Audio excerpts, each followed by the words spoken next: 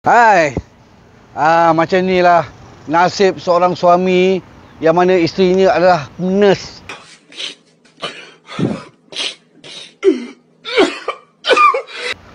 Nurse ni semua kita tahu kan, memang kerja sibuk. Masalahnya pakaian diorang ni.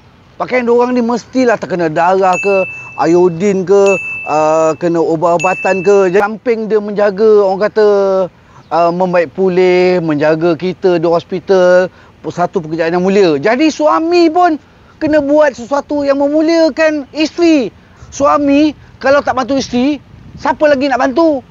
Dan ada juga benda yang membantu. Ni sabun badang makeover boleh membantu suami untuk membersihkan baju isteri. Dia bukan saja boleh menghilangkan darah ke, iodin ke, macam-macam jenis kotoran boleh dihilangkan dengan menggunakan sabun badang makeover.